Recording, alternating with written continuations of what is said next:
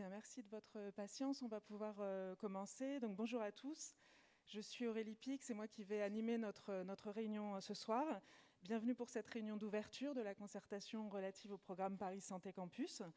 Je précise tout de suite que notre réunion est filmée et retransmise en direct sur YouTube et sur le site internet du projet.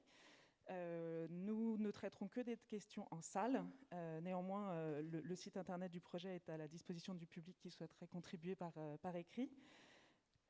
Notre réunion va s'articuler autour de deux grands temps.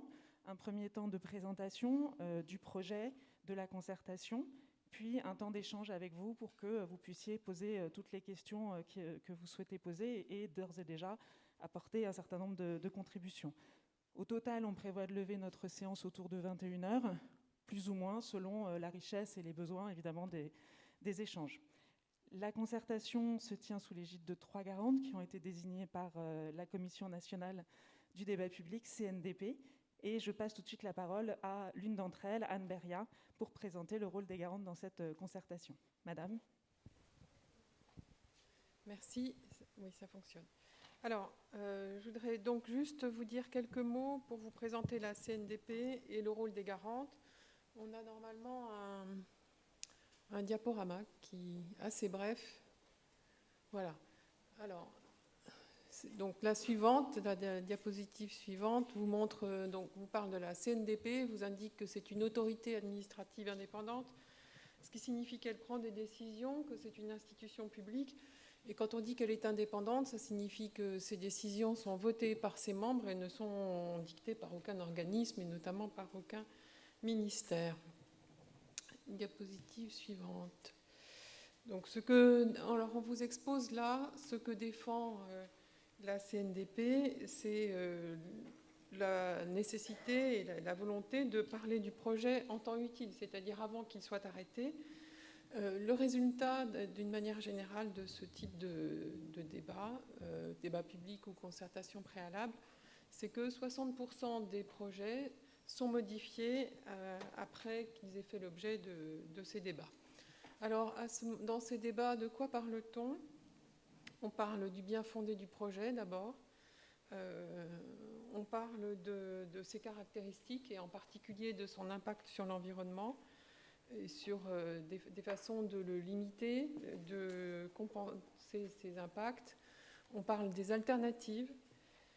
Et il s'agit pour la CNDP, et donc pour les garantes que la CNDP a désignées, de veiller à ce que soient données toutes les informations sur ce que prévoit le projet pour que ce débat soit complet.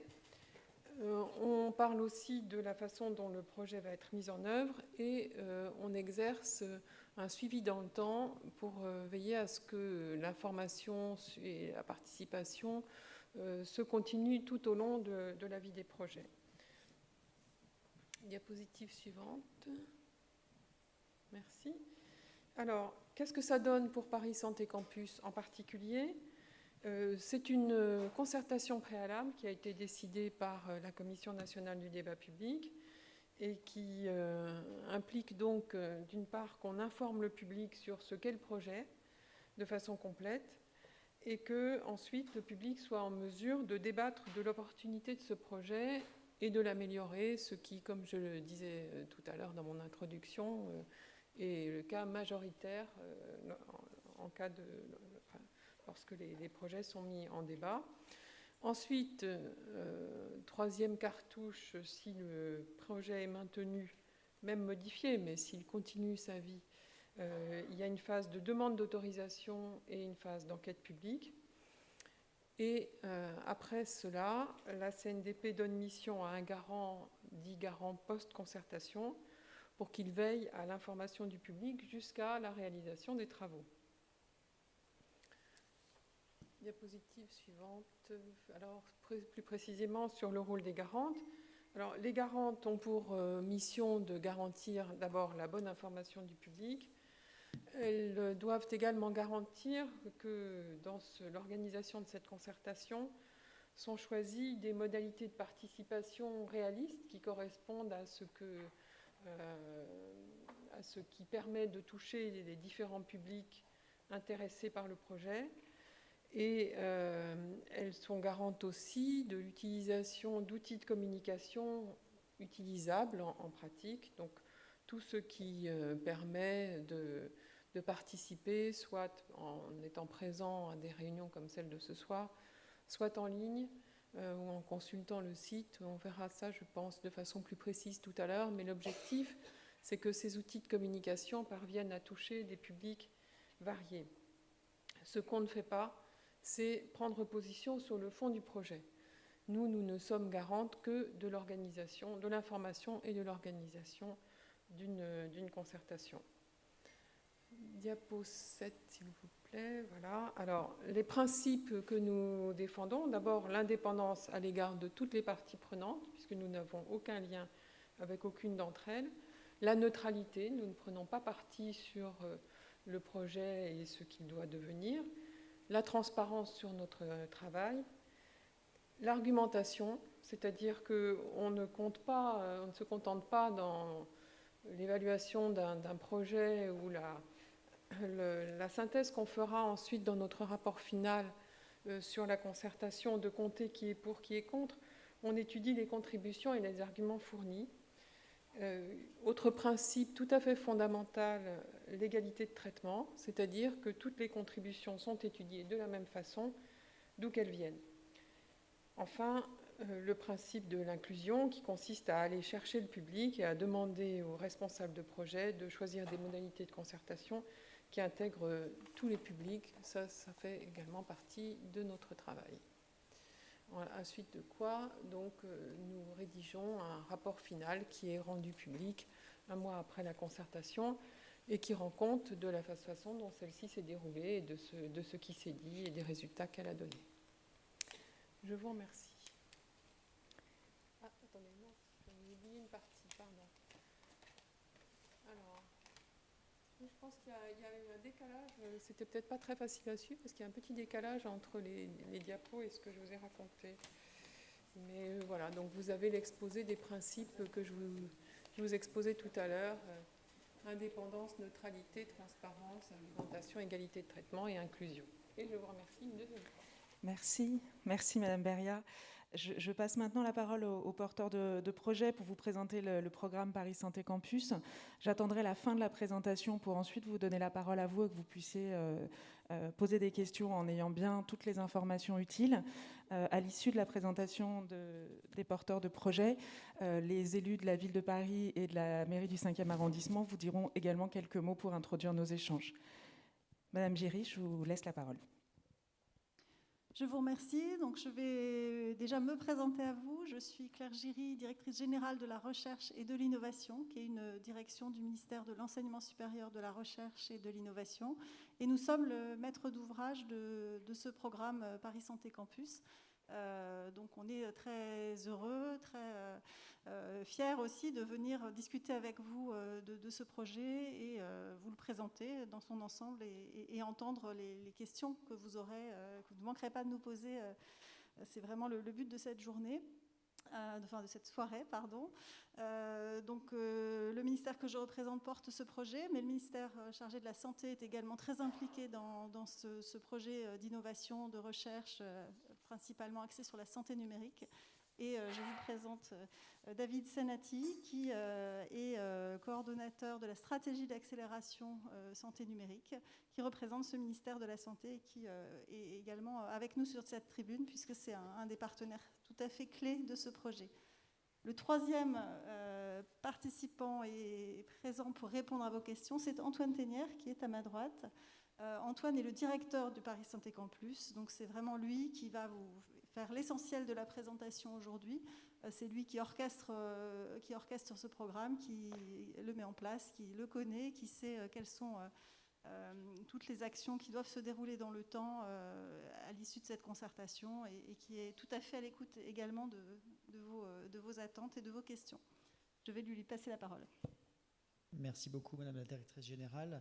Bonsoir à tous. Je suis particulièrement heureux d'ouvrir avec Claire Giry, David Senati et puis les garantes qui nous accompagnent depuis le début de ce programme, cette séquence de concertation qui est très importante pour nous. Je vais vous en dire un petit mot sur les éléments qui ont été préparés et la façon dont on a proposé à la CNDP de mener cette étape importante pour le programme Paris Santé Campus. Et puis nous aurons l'occasion dans un deuxième temps d'aborder en détail les grands éléments du programme, à la fois dans leurs aspects scientifiques et puis dans leurs aspects immobiliers, puisque le site qui est envisagé pour l'hébergement de ce programme est un site à la fois historique et emblématique. Peut-être pour revenir sur les enjeux et la façon dont nous souhaitons aborder cette concertation. La concertation qui s'ouvre cette semaine et dont la première réunion publique est aujourd'hui dans cet amphithéâtre va durer 8 semaines jusqu'au 13 novembre. Elle sera rythmée de différents formats d'interaction que je vais vous détailler. Ces grands enjeux ont été rappelés par nos garantes en introduction de cette réunion. C'est informer le public et répondre à toutes les questions sur le projet qui est proposé, et puis à l'issue de cette concertation, faire une synthèse des éléments qui sont mis en avant par le public afin d'enrichir le programme en intégrant au mieux les besoins qui ont été reçus et les attentes exprimées par le public au fur et à mesure de cette concertation. Ce programme est accompagné depuis plusieurs mois par Anne Beria, Nathalie Durand et Brigitte Fargevielle, que je tiens à nouveau à remercier par la qualité de leur accompagnement et des échanges qu'on a eus. On a eu l'occasion de rencontrer la commission pour proposer le programme et d'avoir donc un certain nombre d'étapes pour valider le dispositif qui sera proposé et qui permet justement de mettre à disposition du public tous les éléments pour pouvoir obtenir les informations sur l'ensemble des contours qui sont connus à ce jour du programme qui est proposé et qui est porté par les deux ministères qui sont représentés aujourd'hui dans cette salle, l'enseignement supérieur, la recherche et l'innovation et le ministère des Solidarités et de la Santé.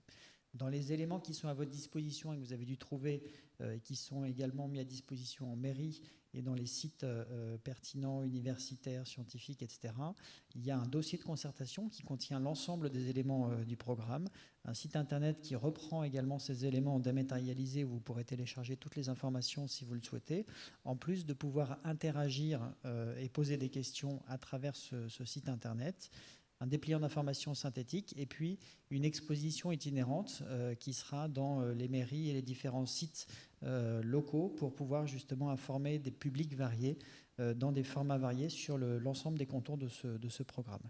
Et puis un des enjeux, au-delà de l'information, je vous l'ai dit, c'est de pouvoir donner la possibilité au public de participer et de poser des questions sur les contours du programme. Et donc sur le site internet, il y a un formulaire de dépôt d'avis et de questions. Il y a également la possibilité de déposer des cahiers d'acteurs avec des questions écrites et puis de participer à travers les différentes réunions à des plateformes d'idéation pour partager vos idées sur votre compréhension et vos souhaits pour le programme qui est proposé. Dans des formats variés d'interaction, il y a une quinzaine de réunions qui sont prévues. Une réunion publique d'ouverture qui est ce soir, une réunion de synthèse qui clôturera la concertation et qui se tiendra le 9 novembre.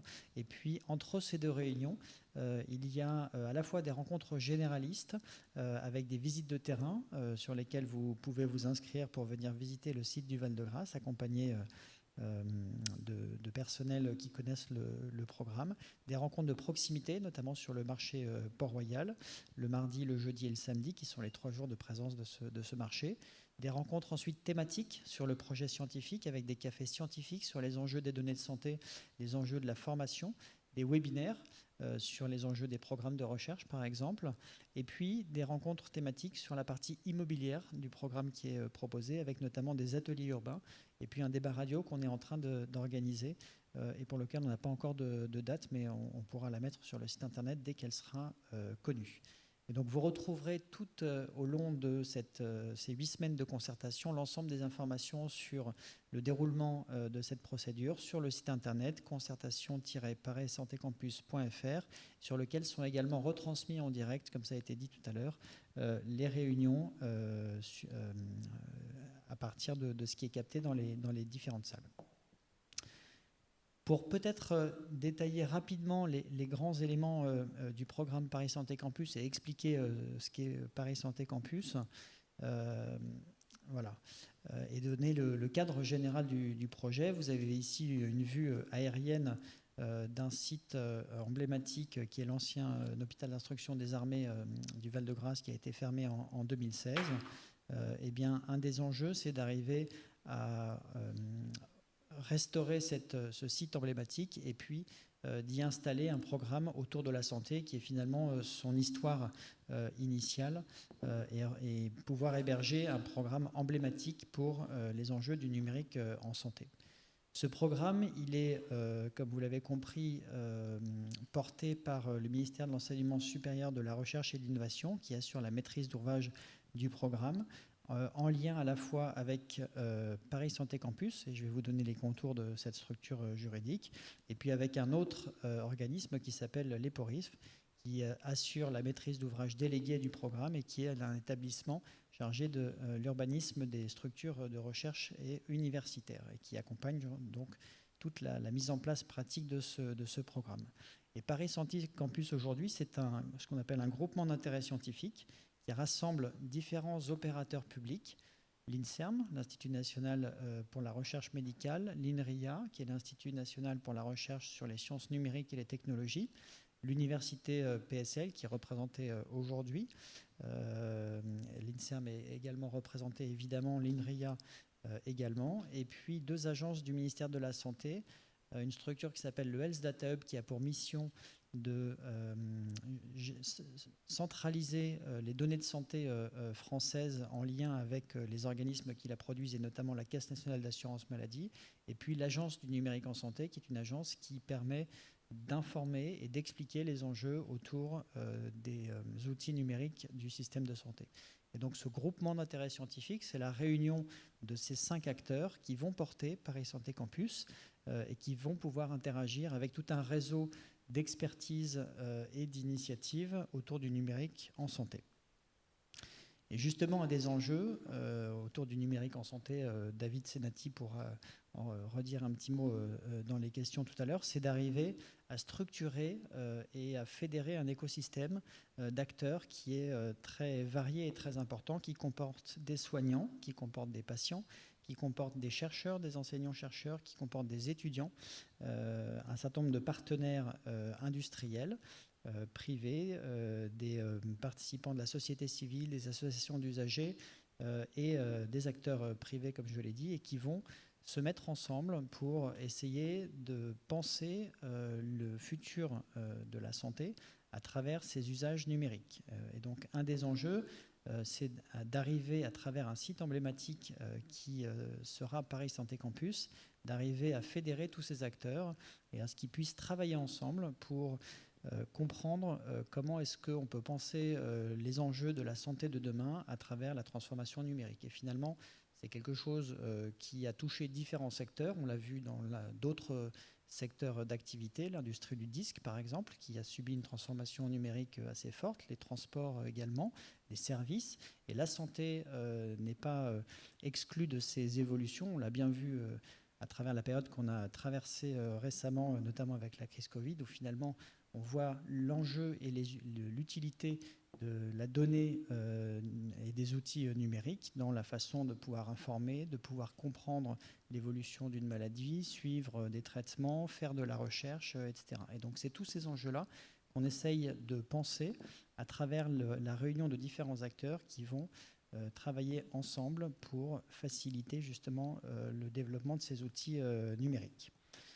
Donc ça, c'est le premier enjeu du programme scientifique. Et puis, je vous l'ai dit, il y a un enjeu également sur un programme immobilier qui est transformer et réhabiliter le site historique du Val-de-Grâce. C'est évidemment un lieu emblématique, comme je l'ai dit, pour la santé.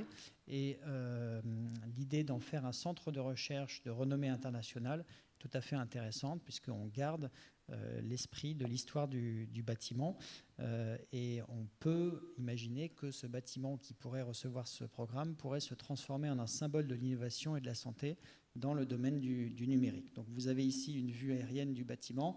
On aura l'occasion de revoir en détail l'ensemble des éléments qui sont prévus dans ce programme et de pouvoir échanger avec vous sur les grands enjeux d'évolution de ce bâtiment. Pour vous donner peut-être des éléments de calendrier prévisionnel, puisque aujourd'hui on est vraiment dans le cadre d'un projet, On aborde cette étape de concertation préalable à l'automne 2021. On a un certain nombre de jalons qui nous permettent dans le temps d'évaluer le temps nécessaire à la poursuite de l'ensemble de ce programme. Et donc, pour arriver à l'aménagement et à l'emménagement dans un site rénové qui est anticipé en 2028, eh bien, il y a un certain nombre d'étapes qui sont d'abord l'information et le dialogue après la concertation, avec les questions que vous pourrez poser, celles qu'on va recueillir à travers les différents formats d'interaction, la mise en place d'un certain nombre de procédures administratives pour lesquelles un certain nombre de contacts et de démarches ont déjà été initiés avec les mairies d'arrondissement, avec la ville de Paris, avec les services de la préfecture pour comprendre tous les enjeux d'urbanisme, et puis la conduite ensuite des travaux de réhabilitation de cet ensemble, et à l'issue de ces travaux, donc l'emménagement dans un site. Il y a un premier coût global du programme qui est estimé à 360 millions d'euros, qui est le coût avant le lancement du programme. Et évidemment, ce coût est affiné au fur et à mesure de l'analyse du bâtiment, de l'analyse des contours du programme et puis de la construction du projet qui se met en place. Et le financement est prévu à la fois avec un certain nombre de financements publics, mais également avec un modèle de concession, c'est-à-dire la mise en place d'un appel d'offres pour un consortium et un concessionnaire privé qui prendrait la gestion du site, l'État en restant évidemment propriétaire, avec une affectation qui passerait du ministère des Armées au ministère de l'Enseignement supérieur, de la Recherche et de l'Innovation. Voilà les grands éléments de calendrier. Alors peut-être pour aborder de façon plus précise les contours du projet scientifique qui est anticipé pour Paris Santé Campus.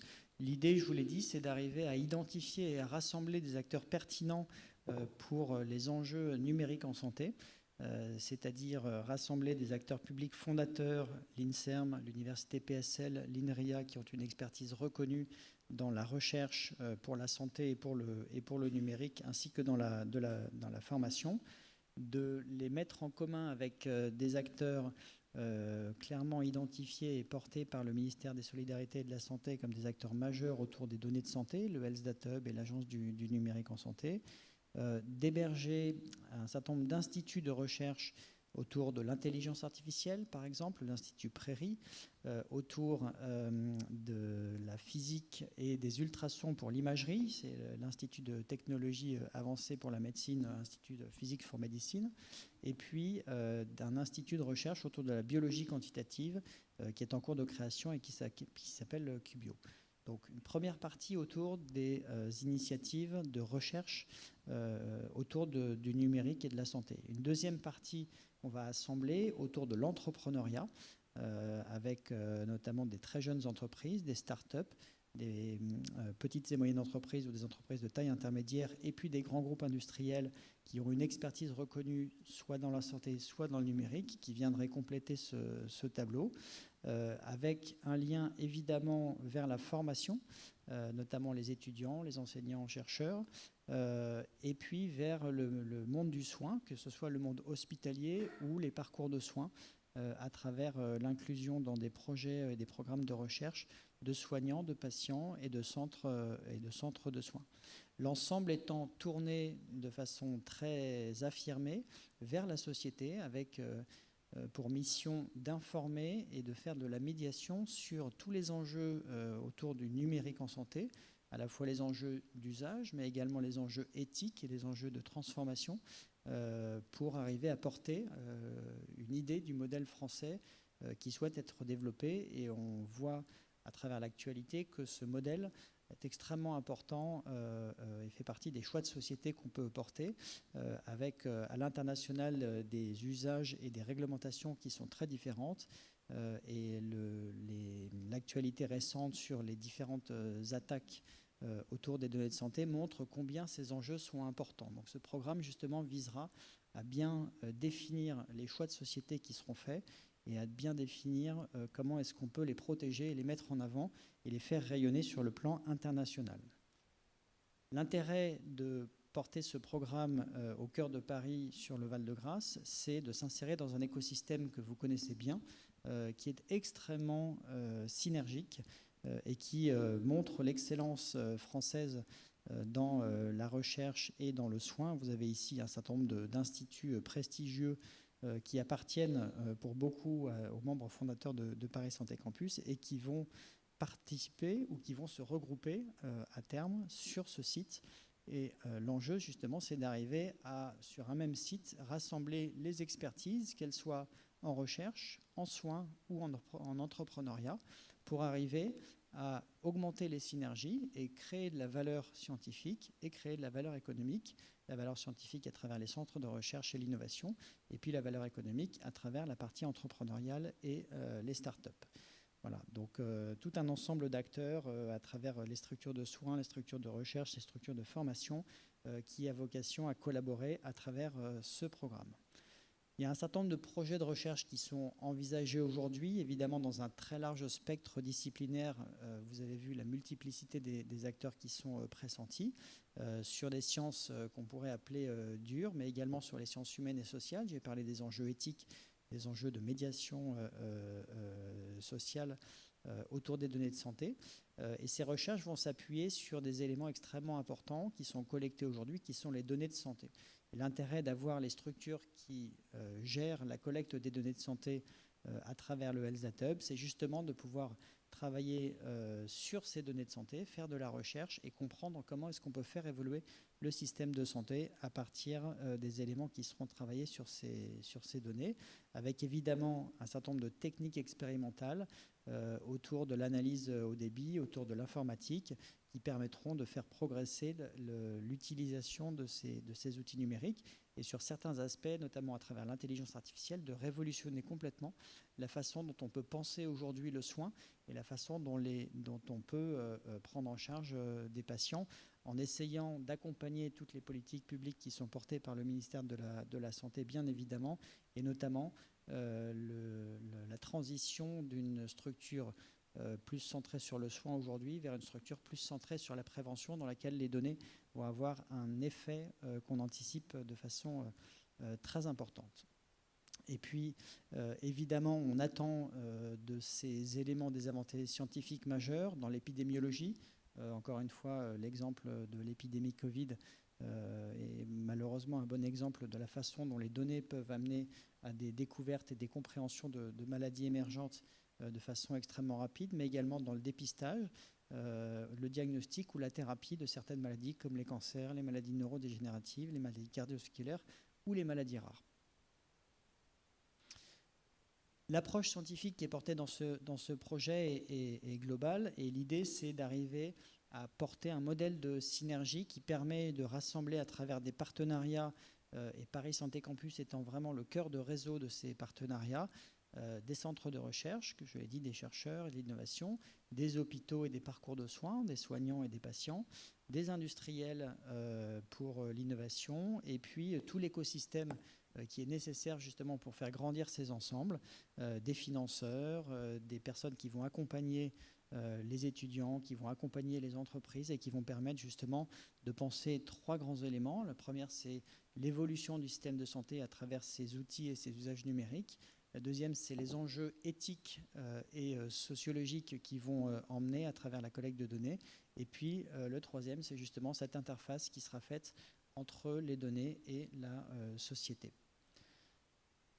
Au-delà de ces initiatives de recherche et d'entrepreneuriat, il y a la volonté de développer une offre de formation initiale et continue qui sera portée par l'université PSL et par les autres opérateurs publics, avec une offre qui sera pluridisciplinaire dans le domaine des sciences du vivant, de la santé, de l'ingénierie, des données et de l'intelligence artificielle et qui pourra accueillir à la fois des étudiants mais aussi des chercheurs français ou des enseignants français et internationaux. Et là aussi, le rayonnement international de ce programme, il sera traduit à travers des programmes de chaires académiques, à travers des invitations de professeurs étrangers, à travers des programmes de bourses d'études et de bourses postdoctorales, et puis tout un programme d'animation et d'événements, notamment de formation, sous forme de séminaires annuels, par exemple. Et donc là aussi, la vie du site, elle prendra corps à travers justement l'accueil de ces étudiants. Alors, il y a une première démarche d'initiation de ce programme pour essayer d'en définir ou de mieux en comprendre les contours et les avantages, qui est mise en place pour répondre aux besoins déjà existants. Vous avez compris que le calendrier de rénovation et de réhabilitation du Val-de-Grâce est un calendrier à long terme. Et donc, si on considère que la société a un besoin urgent de ces apports que peut amener Paris Santé Campus, eh bien, il a été conclu qu'il était important de pouvoir commencer à démarrer des premières activités dans un premier site qui sera dans le 15e arrondissement et qui ouvrira à la fin du mois d'octobre 2021 et qui permettra, sur une surface de 15 000 m², de commencer à recevoir des équipes de recherche pour 60% des surfaces et des équipes de formation, et puis sur 40% des surfaces, d'accueillir des structures entrepreneuriales, des start-up, des industriels, des entreprises qui vont pouvoir là aussi travailler ensemble, créer de la valeur, se rencontrer et échanger sur le futur du système de santé à travers le numérique. Et donc, ce premier site qui devrait ouvrir avant la fin de l'année permettra de comprendre comment est-ce qu'on va opérer l'ensemble des structures qui sont prévues pour un emménagement dans le Val-de-Grâce et comment est-ce qu'on peut mieux créer des synergies avant de mettre en place le programme en 2028. Donc c'est vraiment une initiative qui est très importante parce qu'elle va permettre de comprendre les enjeux de la réunion de ces acteurs, la valeur qui est créée, et puis de la faire grandir jusqu'à l'emménagement dans le Val-de-Grâce pendant les travaux de réhabilitation qui seront menés pendant ces 6 à 7 années. Voilà les grands éléments sur le projet scientifique et évidemment on pourra en rediscuter avec vos questions. L'idée c'était de vous donner une vue générale. Je serai ravi de répondre à des points détaillés si vous le souhaitez. Peut-être avant de vous passer la parole, un deuxième focus sur la partie immobilière du programme. Donc vous avez là une nouvelle vue aérienne de l'ensemble du Val-de-Grâce avec la parcelle historique, les jardins et puis l'ancien hôpital d'instruction des armées.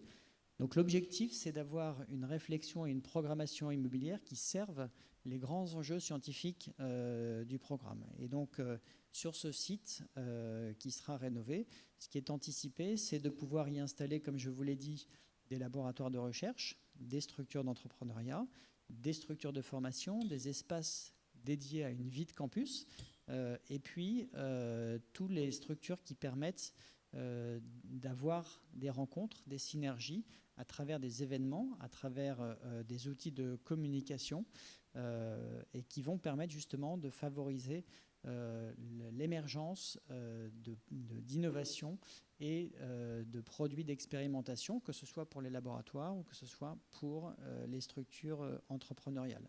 Et l'idée, encore une fois, c'est pour les chercheurs d'arriver à mettre en place cette facilité pour développer des entreprises quand il y a des recherches qui peuvent le justifier, et puis pour les entreprises d'avoir la possibilité d'avoir accès à de l'expertise reconnue auprès des laboratoires de recherche ou des soignants, justement à travers le rassemblement sur un même site qui pourra permettre de simplifier les accès justement à cette expertise et au dynamisme entrepreneurial.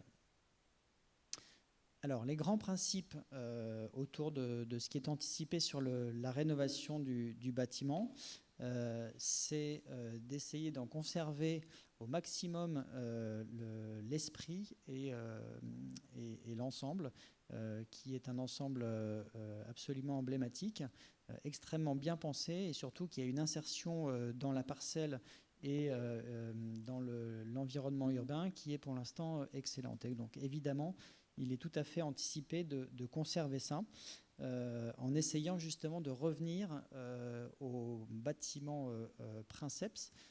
Quelques préfabriqués ou bâtiments extérieurs ont été construits sur la parcelle et donc l'idée ce serait dans un premier temps de supprimer ces petits bâtiments modulaires qui ont été construits sur l'arrière et sur les côtés et puis de réhabiliter le bâtiment principal pour en conserver vraiment l'esprit global et l'insertion justement dans la parcelle.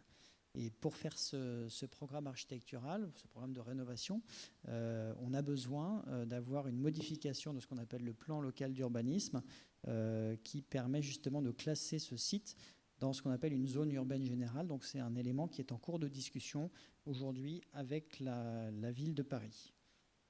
Pour aboutir à la réhabilitation du bâti de cet ancien hôpital, évidemment, c'est un programme immobilier d'ampleur qui se met en place dans un site dont l'histoire et le patrimoine architectural sont reconnus et admirables, et qui donc est soumis à l'autorisation bien évidemment du préfet de région, et qui devrait être défini en collaboration avec un certain nombre d'acteurs incontournables pour mener ce type de programme: les architectes des bâtiments de France et puis la conservation régionale des monuments historiques.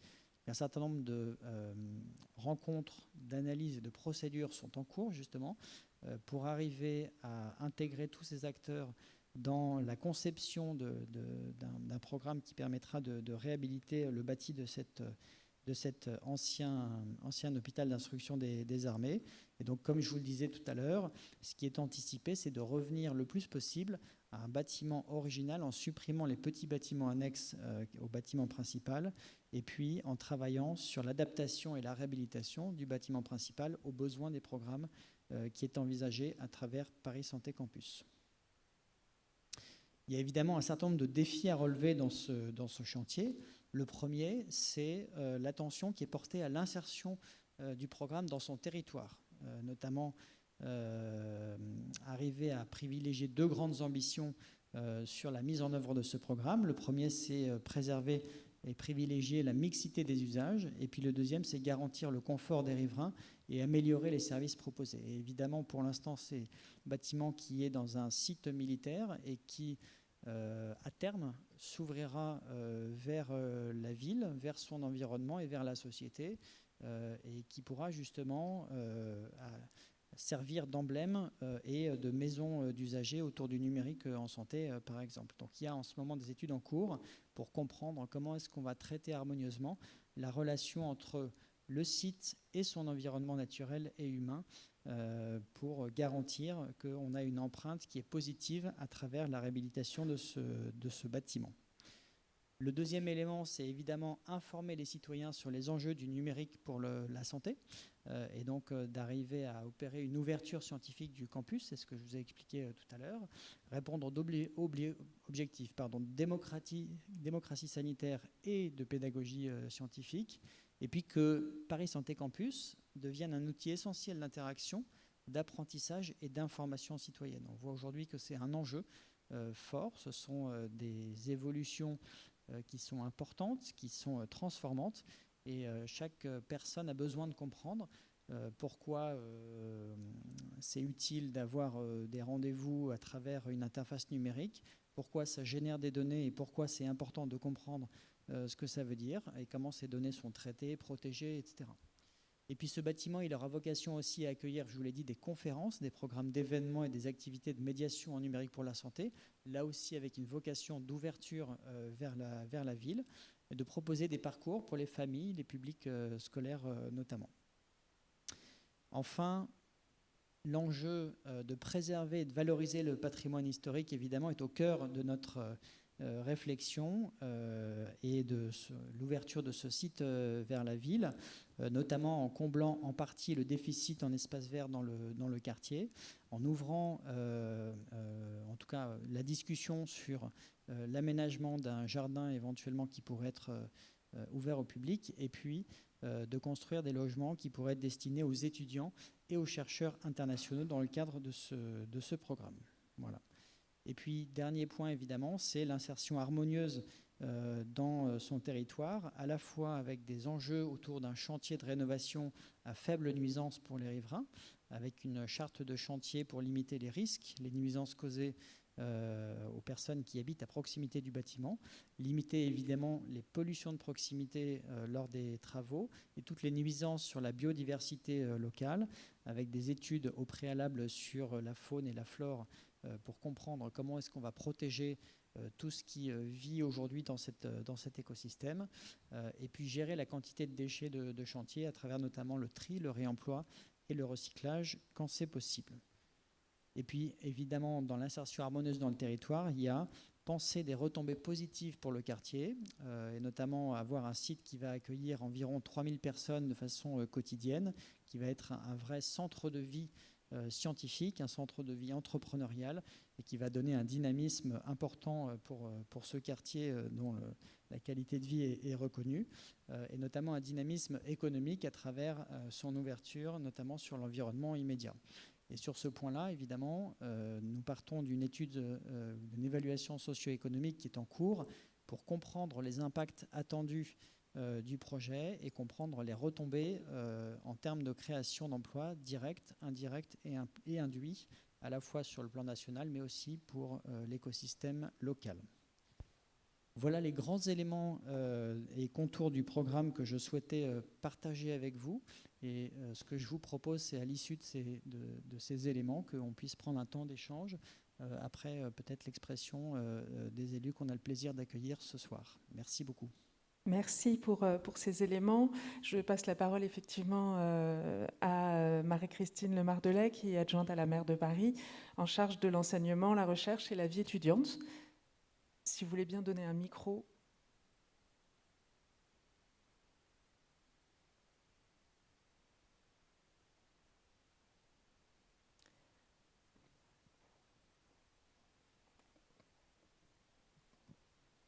Merci. Merci beaucoup. Je voulais vous remercier pour cette présentation vraiment très synthétique, très claire. J'encourage tout le monde à lire le dossier de concertation que j'ai lu avec beaucoup de plaisir, je dois le dire, alors que ce genre de dossier d'habitude est plutôt rébarbatif. Là, je trouve qu'il est particulièrement clair et bien présenté. C'est à 2 titres que je m'adresse à vous ce soir. C'est, comme vous l'avez dit, en tant qu'adjointe de la maire de Paris, Anne Hidalgo, donc je suis chargée de l'enseignement supérieur, de la recherche et de la vie étudiante. Et à ce titre, je trouve que vraiment le projet que vous présentez est d'une très grande ambition, d'un très grand intérêt. Et je veux remercier en particulier le professeur Antoine Thénière qui, par son incarnation, sa présence même, rend ce projet vraiment intéressant et crédible, j'allais dire, si j'ose dire ça. Je me réjouis également des partenariats qui sont très prestigieux, qui s'inscrivent dans ce projet. Donc, vous l'avez dit, l'INSERM, l'université PSL, qui est représentée ce soir par le directeur cabinet du président Fuchs, Paris Sciences et Lettres, l'Institut national de recherche en sciences et technologies numériques, l'INRIA, l'Agence du numérique en santé et le Health Data Hub, le Health Data Hub. Tous ces partenaires qui ont vraiment chacun, à leur manière, des compétences exceptionnelles. Alors, je ne vais pas pouvoir m'empêcher de faire un petit couplet sur le SPCI qui fait partie de PSL, en disant que c'est une école de la ville, que certains laboratoires sont déjà impliqués dans le projet. Et j'ai l'honneur d'être présidente de cette école, qui est l'école des prix Nobel. Il y a déjà eu 6 prix Nobel. Alors, hier, j'ai fait l'accueil de la 140e promotion. J'aurais dit, j'attends le 7e. Bon, on verra si Paris Santé Campus permet un 7e prix Nobel d'éclore. Et la deuxième casquette à laquelle je m'adresse à vous, et je le dis en présence de 2 élus, donc Benjamin Isard qui représente la maire du 5e et Marine Rosset qui est derrière, plus haut, et qui est élue aussi dans le 5e arrondissement avec moi. Je suis donc élue au Conseil de Paris, mais au titre du 5e arrondissement. Et à ce titre, aux côtés de mon collègue Emmanuel Grégoire, qui est le premier adjoint à la maire de Paris, et il est notamment chargé de l'urbanisme et du Grand Paris et toutes les questions très larges de cet ordre-là, nous serons très attentifs à ce que ce projet s'insère parfaitement dans son arrondissement, soit pensé en direction du quartier et en direction notamment du réseau des associations locales. Je pense que c'est très important, vous en avez parlé, mais je voudrais insister beaucoup sur ce sujet parce qu'il y a la question de l'information du public, mais aussi de l'agrément que notamment le jardin devrait procurer. Et là aussi, nous soutenons, Emmanuel Grégoire et moi, nous soutenons, ainsi que mes collègues élus, nous soutenons vraiment la démarche d'ouvrir un jardin, un espace vert important dans ce quartier. Je pense que nous serons attentifs, c'est-à-dire que souvent on dit on va ouvrir, puis à la fin on n'ouvre pas, mais je pense que jusqu'au bout, vous nous aurez derrière vous pour soutenir cette démarche-là. Alors, en plus des échanges réguliers que nous avons avec l'État, d'ailleurs, je vous remercie de nous associer d'aussi près, notamment le MESRI avec Claire Giry, directrice de la recherche et de l'innovation et le ministère de la Santé.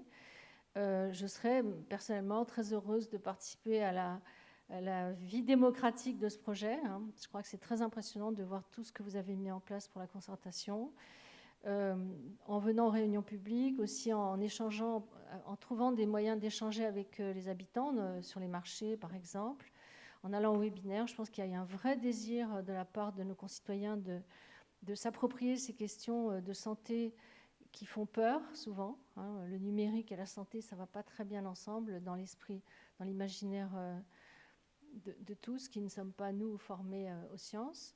Parce que moi-même, je suis littéraire, donc je ne connais pas grand-chose à ce sujet-là. Et donc, il y a un vrai besoin de s'approprier certaines notions. Et je pense que vous faites déjà un travail d'explication qui est très salutaire et je vous en remercie. Donc, merci et on va suivre ce projet et le soutenir. Merci beaucoup. Merci. Je passe la parole à Benjamin. Benjamin Ixart pour la mairie du 5e. Merci Marie-Christine. Alors, comme vient de le dire Marie-Christine Lemardelais, en effet, la mairie du 5e sera et est déjà très vigilante sur la question de l'insertion du projet dans le quartier. On a déjà échangé à de nombreuses reprises sur ce point. Vous avez, à juste titre, beaucoup parlé des interactions avec les établissements d'enseignement supérieur aux alentours.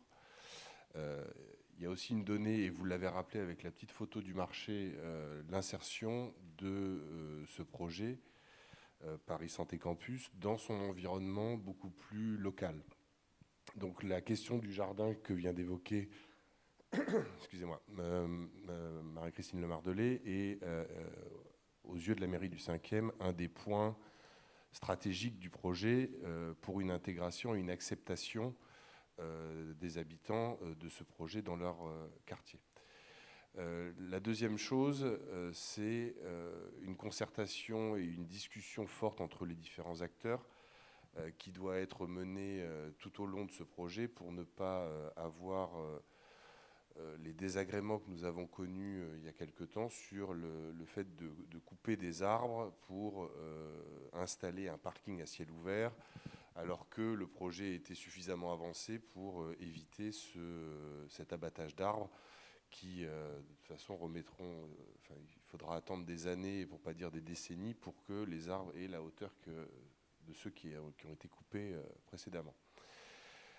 La dernière concerne, parce que vous avez présenté donc la vue aérienne de l'hôpital d'instruction des armées, avec l'élimination des petits îlots modulaires autour du bâtiment principal, et vous avez évoqué la question de la construction de logements étudiants et de logements pour chercheurs, ce qui induit, selon moi, une densification de la parcelle. Donc la question de cette densification me paraît être un point important parce que, voilà, par rapport à l'insertion dans son environnement, risque de générer des choses peut-être problématiques avec le voisinage. Et je suis très satisfait de voir toutes les précautions que vous avez indiquées sur la question des pollutions et de la tenue du chantier, parce que des chantiers de cette ampleur-là, en effet, causent des nuisances à long terme, et on le voit bien dans des endroits contraints comme Paris, enfin le centre de Paris, et notamment on le voit avec le projet de restructuration de l'ESPCI, on a toute une série de problématiques qui sont générées et qui ennuient fortement les riverains. La dernière chose, c'est aussi, et par rapport à la photo du marché, c'est la question de l'accès au site, que nous avons déjà évoqué à plusieurs reprises. L'autre accès, l'accès pompier qui existe pour accéder sur le site, se situe en plein milieu du marché, ce qui serait extrêmement préjudiciable dans la dynamique de vie du quartier si une deuxième entrée devait être créée à l'endroit de la sortie pompier existante aujourd'hui. Je vous remercie. Merci, monsieur. Je voulais peut-être apporter déjà quelques éléments complémentaires, puis ensuite on va assez vite passer la parole au public. Non, mais simplement pour vous remercier de vos prises de parole. Je suis très honoré de ce qui a été dit, et puis également répondre effectivement à la fois sur le fond pour confirmer qu'on travaille bien avec l'ensemble des mairies qui sont concernées, le 5e et puis la ville de Paris, pour essayer de bien répondre à vos enjeux et aux points d'attention que vous avez listés. Et peut-être sur les points plus détaillés, deux éléments. Et ça permettra de lancer la discussion, notamment sur la question d'accès au site. C'est un point qu'on avait bien identifié, évidemment, et qu'on a travaillé avec le ministère des Armées, qui est aujourd'hui affectataire de la parcelle et qui va conserver l'usage de la partie historique pour l'école de santé des armées. Et donc, il est convenu de conserver l'accès sur la partie postérieure de la parcelle, notamment pour les pompiers, et de ne pas sectionner, si je puis dire, le marché, qui est très important pour les riverains.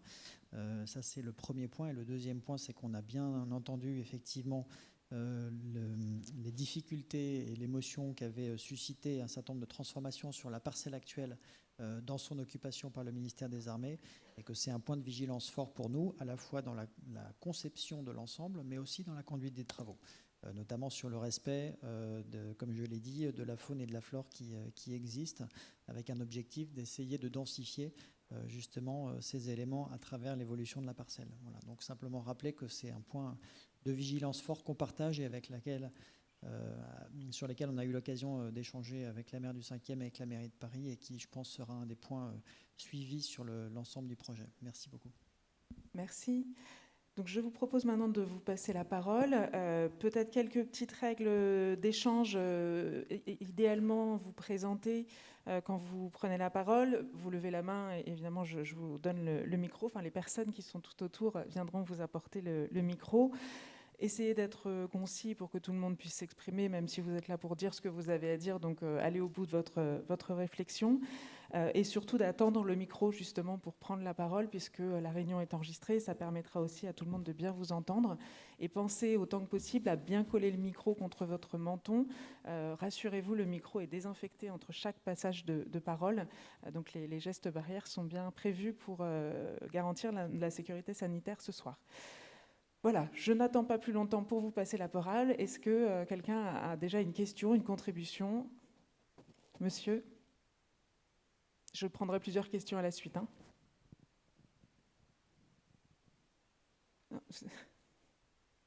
Merci. Bonjour, merci. Donc je suis Christophe Perrin et je suis voisin puisque j'habite rue Berthollet. Vous avez indiqué qu'il y aurait une gestion privée.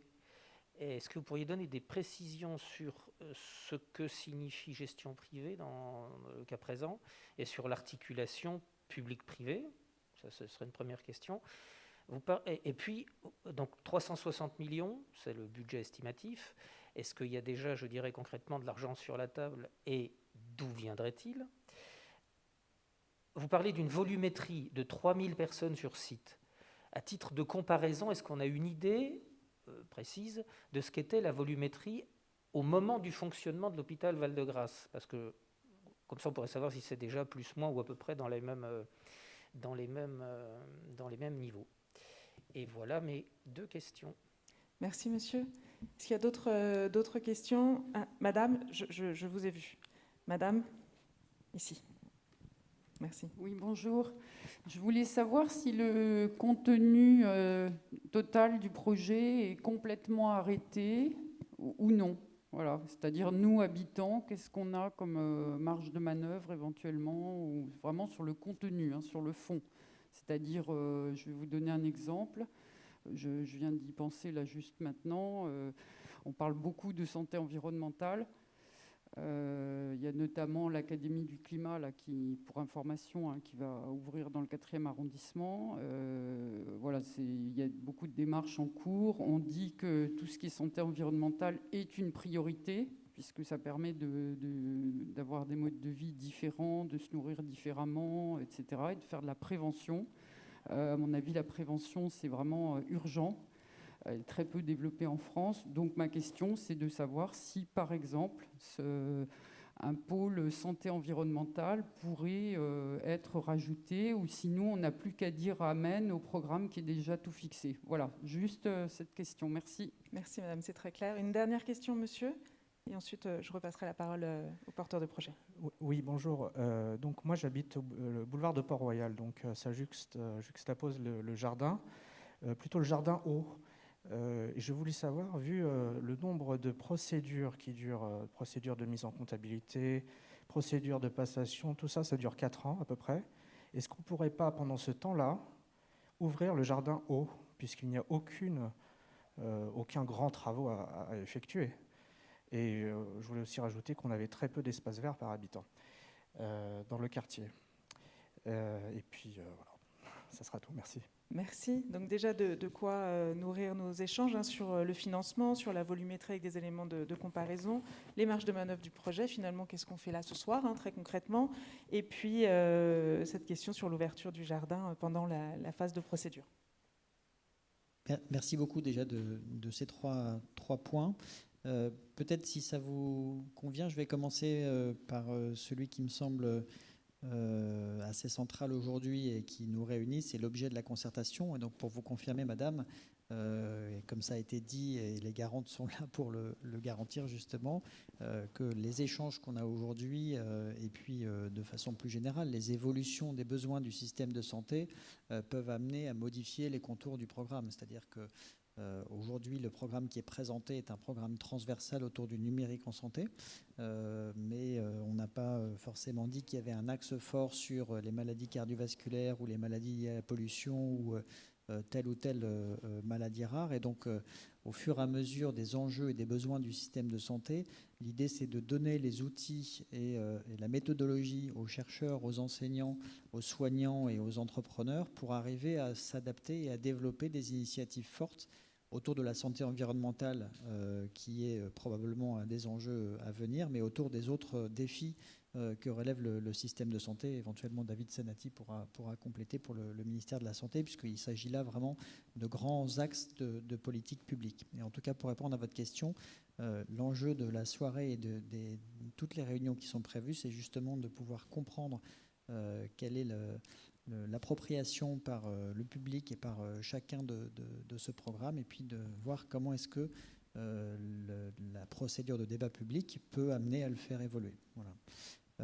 Peut-être pour revenir ensuite sur les questions plus locales, la question du modèle de concession qui est imaginé, c'est un modèle de cofinancement, c'est-à-dire que l'État est aujourd'hui propriétaire de l'ensemble de la parcelle, et la parcelle est divisée en 3 parties, une partie sur le site historique, une partie sur les jardins entre le site historique et l'ancien hôpital d'instruction des armées, et puis la 3e partie est l'ancien hôpital d'instruction des armées.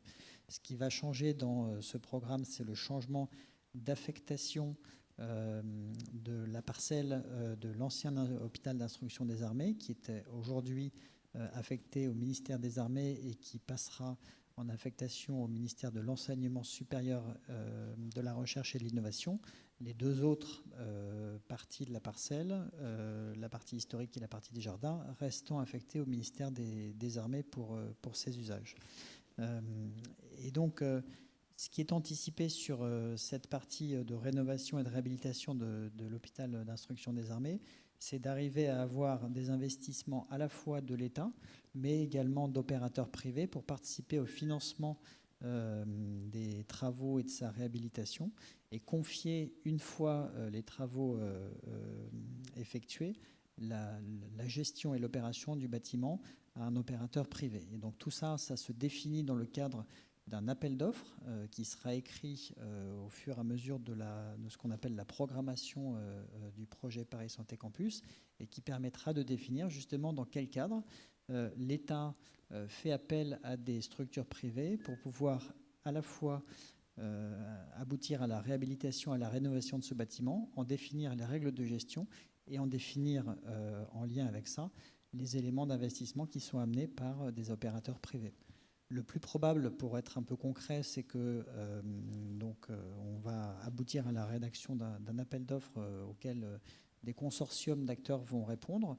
qui vont être formés de sociétés qui vont effectuer les travaux et puis de sociétés qui vont travailler autour des enjeux de santé et puis des enjeux d'opération de grands bâtiments comme cela. Voilà, donc c'est ce qui est anticipé, même si aujourd'hui, encore une fois, on est à un stade initial du programme. Et donc on en connaît les grands principes que je vous livre ce soir, mais on n'en connaît pas les détails précis puisqu'ils vont être dictés par les besoins du projet et par les acteurs qui vont répondre à cet appel d'offres. Sur la question très pertinente que vous posez sur la volumétrie du site, je vous avoue que c'est une très bonne question et je ne sais pas s'il y a dans la salle des anciens médecins ou des anciens militaires qui connaissaient bien l'hôpital d'instruction des armées. J'y ai moi-même travaillé un petit peu, mais je retrouverai, je ne l'ai pas en tête là, le nombre de personnes sur le site. En fait, il y a, pour les besoins du programme, un agrandissement des structures qui est prévu, mais qui va conserver justement l'ensemble de la symétrie du bâtiment. Et simplement en termes de nombre de personnes, je ne peux pas vous dire aujourd'hui si c'est plus ou si c'est moins que ce qu'il y avait sur le site auparavant. Donc ça, on pourra le retrouver. N'hésitez pas à mettre la question sur le site internet, on pourra y répondre directement. Et je vous en prie, monsieur. Attendez, monsieur, on va vous donner un micro si vous avez des éléments sur ce sujet. Il n'y a jamais eu 3000 personnes sur le site de l'ancien hôpital. Maintenant, il y avait 300 lits. Bon, il est évident qu'il y avait beaucoup de gens qui n'étaient pas mobiles, alors que dans le projet que vous construisez, tout le monde sera debout. Absolument. Et puis, il y a effectivement, par exemple, dans les programmes de formation, des étudiants qui vont venir pour 2 heures de cours repartir, d'autres qui vont arriver, etc. Donc, ça fera une circulation qui est beaucoup plus importante, effectivement, que la façon dont l'hôpital était fonctionné auparavant. Voilà. Mais en tout cas, on retrouvera, à titre de comparaison, effectivement, ces éléments. Et puis peut-être derniers éléments de réponse sur la question de l'ouverture du jardin. Donc c'est évidemment quelque chose qui est important. C'est une demande qui avait été portée d'ailleurs par la ville de Paris et la mairie du 5e, et donc elle n'est pas nouvelle pour nous.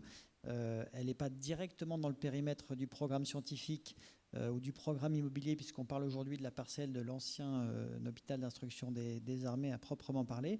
Cette partie-là et les jardins qui sont attenants sera ouverte. La partie dont vous parlez du jardin haut, sans trahir des secrets, je sais que la préfecture de région a bien entendu la demande à la fois des riverains, mais portée par les élus, d'ouverture, et est en train d'y travailler, d'y réfléchir avec le ministère des Armées.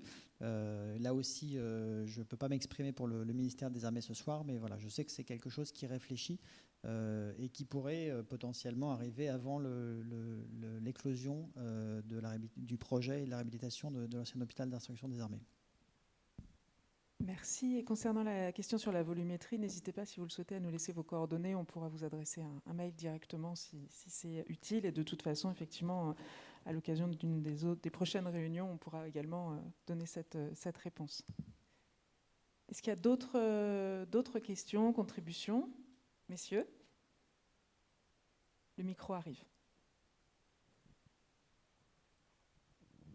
Allez-y. Oui, je suis le professeur Privat, membre de l'Académie de médecine, et j'aurais une question précise à poser concernant la participation de l'INSERM à ce projet.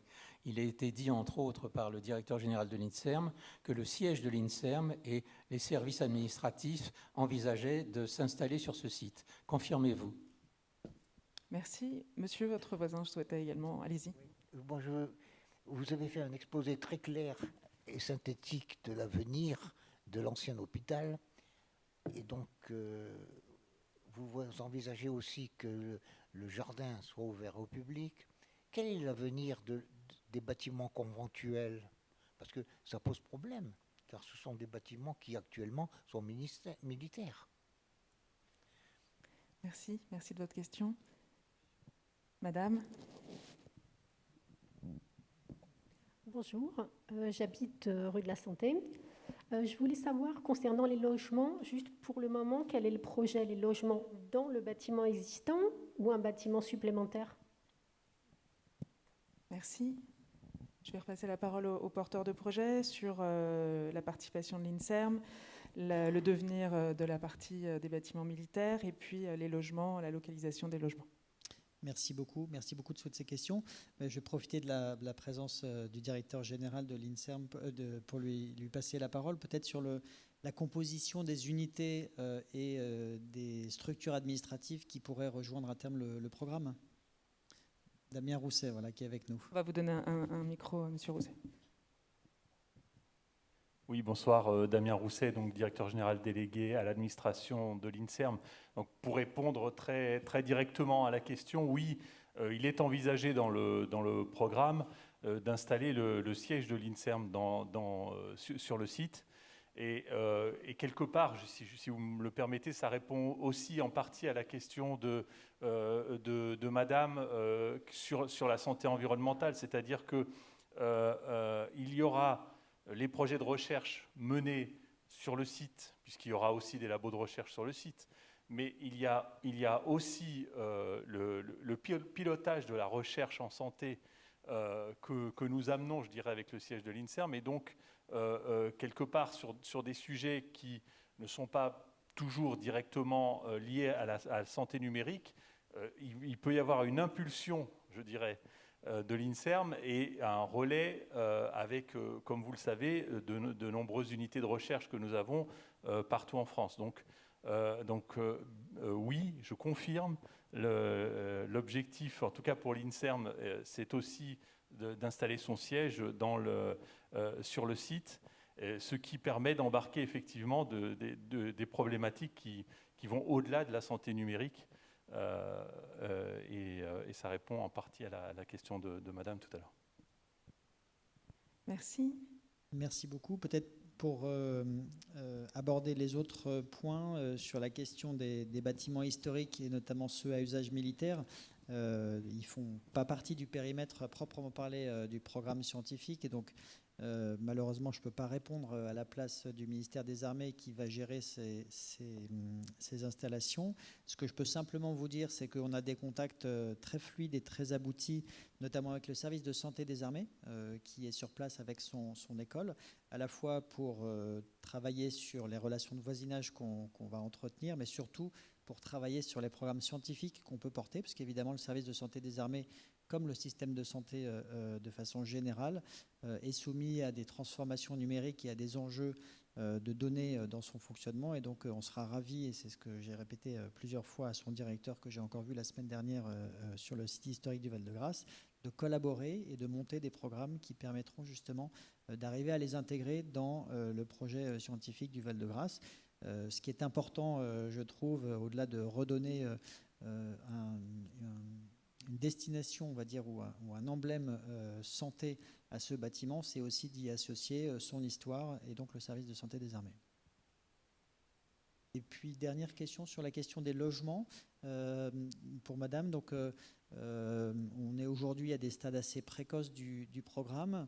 On est vraiment dans les phases d'évaluation, donc c'est compliqué de vous répondre si les logements qui sont anticipés seront au sein du bâtiment, s'ils seront sur d'autres bâtiments. Je pense que ce qui est important, c'est la façon dont on réfléchit à ce bâtiment et à son insertion dans la parcelle, puisqu'il a une vision très symétrisée avec les jardins, avec l'ensemble historique. Recréer des bâtiments viendrait peut-être changer ces équilibres. Donc voilà, encore une fois, il n'y a pas de décision qui est prise. Je pense que c'est un élément important qui peut être discuté dans le programme de concertation et qui permettra d'arriver à comprendre comment est-ce qu'on peut positionner ces logements avec la position du public. Merci de ces éléments. Est-ce que d'autres demandes de prise de parole, des questions, des contributions au projet? Monsieur?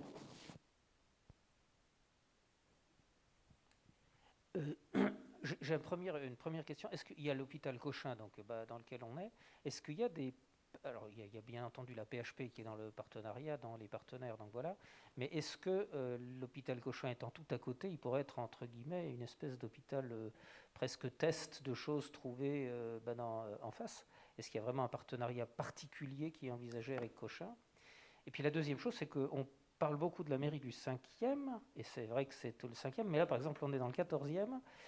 Il y a quand même un lien avec la mairie du 14e. Merci. Est-ce qu'il y a d'autres... pas d'autres questions pour l'instant. Je vous propose du coup de répondre dès à présent. Merci. Alors sur ces 2 points, donc, il y a évidemment, je l'ai dit tout à l'heure, des partenariats et des collaborations très abouties avec les environnements de soins. La PHP représente à ce titre un partenaire important localement et puis par sa position en France et de façon plus large en Europe. Donc il y a évidemment des liens avec l'ensemble des sites APHP, puis surtout avec le siège. Et la PHP est en train de développer un projet de rénovation également de l'Hôtel-Dieu, dans lequel il y aura aussi de l'innovation. Et on est en train de voir avec la PHP comment est-ce qu'on peut lier ces initiatives pour leur donner des forces communes. Ça regroupe l'accès évidemment aux services de soins et aux expertises des différents sites hospitaliers. Au premier titre, effectivement, celui de l'hôpital Cochin. Mais simplement, l'élément que j'amène, c'est qu'il y a une collaboration qui est pensée à l'échelle de la PHP et pas uniquement à l'échelle de Cochin. Ça, c'est le premier point. Le deuxième point, c'est que il y a à la fois dans Paris Santé Campus un aspect sur la recherche et le soin, mais il y a également un aspect sur l'entrepreneuriat. Et Cochin est également le siège, évidemment, des services d'excellence, mais aussi de structures d'innovation, et notamment une pépinière d'entreprise qui s'appelle Paris Biotech Santé, qui est très reconnue dans cet écosystème, et donc avec qui on fait des liens pour essayer de comprendre, au-delà des collaborations de recherche et de soins qu'on porte avec les services hospitaliers, comment est-ce qu'on peut porter des collaborations autour de l'entrepreneuriat avec l'écosystème qui existe. Et donc, je mentionne Paris Biotech Santé, mais également d'autres incubateurs parisiens. Peut-être que vous connaissez ceux qui s'appellent TechCare, portés par la ville de Paris, Agoranov, Station F, évidemment. Et donc là aussi, il y a une volonté de collaborer avec ces structures et de s'insérer de façon harmonieuse, exactement avec la même vision que sur les enjeux immobiliers, dans l'écosystème entrepreneurial qui existe. Voilà. Et puis votre deuxième question, là aussi, Paris Santé Campus entretient évidemment des liens privilégiés avec les mairies d'arrondissement. Je ne les ai pas mentionnés tout à l'heure. Je vois la maire du 14e la semaine prochaine pour m'entretenir à nouveau sur les contours de ce programme. J'ai eu un échange avec le maire du 6e avant l'été et à nouveau avant le début de la concertation. Et donc voilà, on fait le lien avec la notion de bassin de vie et de quartier qui sont pertinents pour à la fois l'écosystème des riverains, mais aussi l'écosystème scientifique que j'ai présenté tout à l'heure, que chacun des élus importants dans ce périmètre puisse avoir bien conscience des enjeux qui sont anticipés et des impacts que ça aura pour la vie de quartier et des arrondissements. Et puis de façon plus large, pardon, juste pour compléter, évidemment, dans les procédures qui sont discutées avec la ville de Paris, il y aura un certain nombre de débats et d'avis qui seront portés par les mairies d'arrondissement au Conseil de la ville de Paris, bien entendu. Merci. Y a-t-il encore des questions, Madame ? Merci. Oui, dans le document, j'ai vu qu'il y avait des espaces qui seraient dévolus à l'enseignement et à la formation. Je voudrais savoir quel pourcentage de la superficie totale ça va représenter par rapport à l'activité start-up, par exemple. Parce que l'idée, c'est que dans le 5e, on a perdu énormément de facultés et de locaux universitaires, malheureusement. C'est-à-dire que bientôt, le quartier latin va devenir presque une coquille vide sur ce plan. Je dis presque, hein, évidemment, je ne vais pas exagérer, mais voilà. Et donc là, ce serait peut-être un moyen de regagner des locaux d'enseignement supérieur, mais avec des étudiants, vous voyez. Voilà. Merci. Y a-t-il une autre question, monsieur ? Attendez, on va vous donner un micro pour bien vous entendre.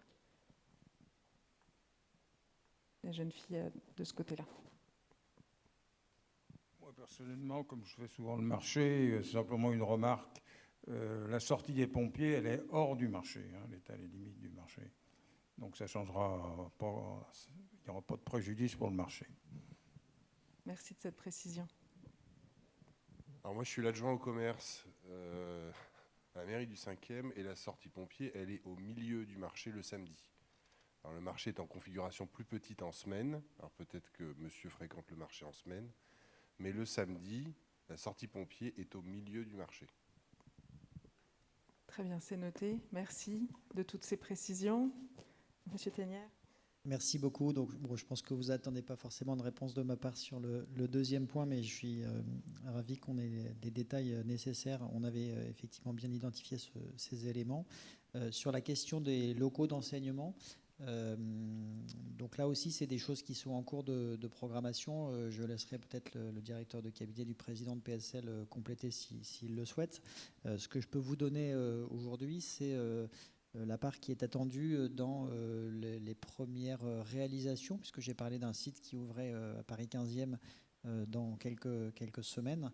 Et donc ce site est en capacité aujourd'hui d'accueillir sur un peu moins de 15 000 m² environ 400 personnes. Et je crois de mémoire qu'il y a un peu plus de 160 ou 180 étudiants qui viendront sur des programmes d'enseignement régulier, ce qui représente à peu près un petit peu moins de 1000 m² qui sont dévolus aux surfaces d'enseignement, voilà, sous le contrôle du directeur de cabinet du président de l'université PSL. Mais ça vous donne une petite idée de la volumétrie qui est organisée aujourd'hui. Évidemment, ces programmes de formation ont vocation à grandir. La question, c'est de savoir si on reste dans ces proportions-là ou s'ils vont grandir encore pour dépasser ces proportions-là. Encore une fois, ça fait partie des choses qui ne sont pas encore complètement définies dans le programme final. Merci. Est-ce qu'il y a d'autres questions? Sachant qu'on a encore 8 semaines devant nous, nous ne sommes qu'à la première réunion où vous avez pris connaissance de l'ensemble des informations et qu'on aura beaucoup d'occasions d'échanger. Donc ce soir n'est pas votre dernière chance, néanmoins, puisqu'on est là. S'il reste une question, une contribution, n'hésitez pas. Madame? Juste dans les partenaires, n'oubliez pas la mairie du 13e, qui est quand même en face. Je vous confirme qu'on a sollicité la mairie du 13e et pour être totalement complet, j'ai sollicité également la mairie du 15e pour le site qui va ouvrir et puis j'ai rencontré le maire d'Issy-les-Moulineaux puisque le site est également limitrophe d'Issy-les-Moulineaux. Voilà. Donc pour confirmer qu'on essaye de bien mailler tout le réseau pertinent pour ces activités. Merci de cette remarque. Monsieur? Rebonsoir. Je vois qu'il n'y a pas beaucoup de questions, donc je vais reposer une autre question. J'ai pas trop compris votre réponse parce qu'en fait, il y a deux jardins. Il y a le jardin bas qui correspond au bâtiment principal et le jardin haut. Il y en a un qui appartient au ministère des Armées ou j'ai pas trop compris cette histoire en fait. Parce que pour décider d'ouvrir éventuellement le jardin haut, est-ce que ce serait plus facile parce que ce ne serait pas le ministère des Armées et plus rapide? Je reviens encore sur ma question initiale qui est 4 ans de procédure, alors qu'un jardin, il suffit d'ouvrir les portes du jardin, notamment les portes accès pompiers. Merci. Je vous en prie. Alors, merci beaucoup. Oui. Juste, est-ce qu'il y a d'autres questions qu'on groupe? Non. Vous pouvez y aller. Vous avez un pointeur sur... Merci beaucoup. Donc, merci de me donner la possibilité de préciser ce que j'ai essayé d'expliquer tout à l'heure. Donc, vous avez là une vue aérienne de la parcelle. Donc, j'ai expliqué qu'elle était divisée en 3 parties. La partie que vous voyez sur la droite, qui est l'hôpital d'instruction des armées, avec quelques jardins autour. Et cette parcelle s'arrête à la rangée d'arbres que vous voyez sur la photo. La deuxième partie qui est entre l'hôpital d'instruction des armées et puis le site historique, c'est le jardin qui est au milieu, ce qu'on appelle le jardin haut. Et puis la troisième partie, c'est le site historique qui est actuellement l'école de service de santé des armées. Donc ce que j'ai expliqué, c'est que dans les procédures de changement d'affectation aujourd'hui, la parcelle, alors je vais essayer de vous la pointer, voilà, qui est délimitée ici, changera d'affectation pour le ministère de l'Enseignement supérieur et de la Recherche. Le reste de la parcelle, c'est-à-dire le jardin ici et la parcelle historique, resteront affectés au ministère des Armées. Voilà. Et donc c'est cette délimitation que je me permets de clarifier à travers votre question, qui est importante pour bien comprendre comment les choses sont décidées. Pour ce qui est du site de l'ancien hôpital d'instruction des armées et des jardins attenants, le bâtiment sera ouvert une fois que les travaux sont terminés et donc les jardins qui sont attenants seront également accessibles à travers l'accès au bâtiment. Cette partie-là, aujourd'hui, et fermées comme le reste parce qu'elles sont dans des sites militaires. Il ne m'appartient malheureusement pas aujourd'hui, je ne représente pas le ministère des Armées, de vous répondre sur ces enjeux-là. Ce que je peux vous dire, évidemment, vous l'avez compris, c'est qu'il y a des enjeux de sécurité du site qui sont des complexités pour arriver à réfléchir à l'ouverture du jardin. Voilà. Et simplement, encore une fois, dans les discussions qui sont en cours aujourd'hui entre la préfecture de région et la ville de Paris a porté une demande qui correspond à la question que vous posez, c'est-à-dire de pouvoir donner accès au public à la partie de ce jardin. Et donc je sais simplement que cette réflexion est en cours, mais encore une fois, ne rentre pas directement dans la partie spécifique du programme Paris Santé Campus. Voilà. Je ne sais pas si ça clarifie un peu plus. D'accord. Vous voulez repréciser votre... Non. Je vous donne les informations dont je dispose, mais j'aimerais bien pouvoir vous répondre de façon plus détaillée, mais ça ne fait pas partie de mon périmètre, comme vous l'avez vu sur la photo. Attendez, on va vous donner un micro pour que tout le monde vous entende bien. Ce serait bien d'avoir quelqu'un représentant le ministère des Armées, aujourd'hui. Absolument. En tout cas, je vous confirme que à la fois les échanges avec eux sont très, très importants, puisqu'il y a des enjeux justement de fonctionnement de la parcelle et puis d'évaluation du programme. Et je vous confirme également qu'ils ont bien entendu ce sujet porté par la ville de Paris et qu'ils sont en train de travailler dessus. Merci, madame, et madame aussi. Voilà. J'ai encore une petite question. En page 71 du document, je lis qu'il peut y avoir des débats particuliers comme l'opportunité du programme Paris Santé dans son ensemble. Donc, j'ai toujours pas bien compris. Je suis désolée. Est-ce qu'on considère que c'est acquis, puisque tel que vous le présentez, ça a l'air quand même déjà assez avancé, puisque même les modalités sont précisées. Voilà, le privé, la concession, etc. Ou est-ce que, voilà, je repose ma question parce que ce n'était pas tout à fait clair pour moi. Quelle est la marge de manœuvre sur le contenu de l'ensemble du projet? Merci. Madame avait une question aussi. Oui, 2 points. Pour continuer sur l'histoire des logements, donc moi, personnellement, mon avis, c'est comme ce que disait la mairie du 5e, c'est-à-dire qu'un bâtiment supplémentaire, et ce que vous avez dit, serait assez inesthétique et puis fera une forte concentration, donc de garder dans le bâtiment lui-même les logements, ce serait mieux.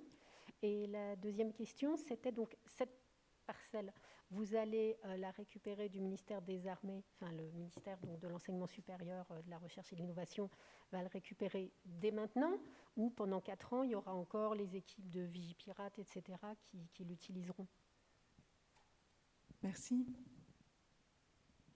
On peut répondre à ces 2 questions, donc sur les marges de manœuvre et puis sur les logements et surtout le départ de l'opération Sentinelle.